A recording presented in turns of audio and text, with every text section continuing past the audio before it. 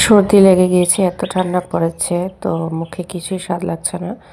তো বাড়িতে এসেছি, মার বাড়িতে গিয়েছিলাম। তো শাশুড়ি বলছে যে মাছের পাতুরি রান্না করবে একটু অন্য স্টাইলে। ওরা নাকি মাটির খোলায় এই পাতুরিটা কলা পাতা দিয়ে করতো।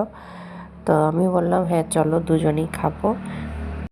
যেহেতু আমরা সবারই সর্দি কাশি লেগে আছে, মুখে একদমই রুচি নেই, আমার ভয়েস শুনে বুঝতে পারছো। তো এটাতে অ্যাকচুয়ালি বাটা মশলা লাগে, যেহেতু শরীর ভালো নেই, বাটাবাটি করতে একদমই ভালো লাগছে না। তাই সব গুঁড়ো লঙ্কা, হলুদ সব গুঁড়োই দিচ্ছি। পেঁয়াজটাকে একটু আদা থেতো করে দিয়ে, সর্ষের তেল, ধনেপাতা কুচি আর আস্তা লঙ্কাও দিতে পারো, দিয়ে ভালো করে মেখে কলা পাতাটাকে একটু আগে ভালো করে ছেঁকে নিতে হবে। আর এটা কিন্তু মাখাটাই সবচেয়ে বেশি স্বাদ হয়। যত ভালো করে আলতো হাতে মাখবে তত এটার স্বাদ বাড়ে।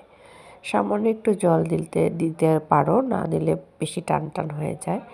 তো খোলা, মাটির খোলা যদি থাকে খুব বেস্ট। মাটির খোলার মধ্যে এটাকে কলা পাতা দিয়ে, কলা পাতাটাকে একটু ছেঁকে নরম করে তারপরে এটা দিয়ে আস্তে আস্তে মিডিয়াম আঁচে, একদম স্লো আঁচে হবে আর কি, হয়ে টান টান হয়ে যখন যাবে নামিয়ে নেবে।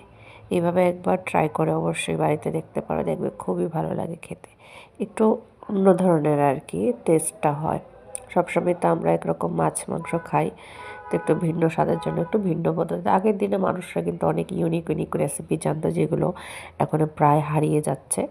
তো মাঝে মাঝে এরকম যদি বয়স্ক কেউ থাকে, ওদের কাছ থেকে রেসিপিগুলো শিখে নেওয়া অনেক জরুরি আমি মনে করি। তো আমি আমার শাশুড়ি মায়ের থেকে অনেক চেষ্টা করি শিখে নেওয়ার জন্য, যেন ভবিষ্যতে আমার যদি কোনো দিন খাওয়ার ইচ্ছে হয় আমি খেতে পারি। আর এগুলো না খুব হেলদি, মানে কলা পাতার একটা আলাদা একটা ইয়ে থাকে, ওটা তোমরা অবশ্যই যারা জানো। এভাবে করে দিতে হবে একটু গুছিয়ে।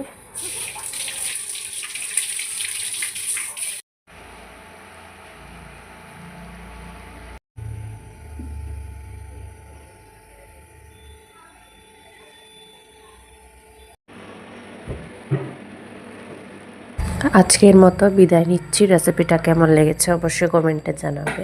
Thanks for watching every.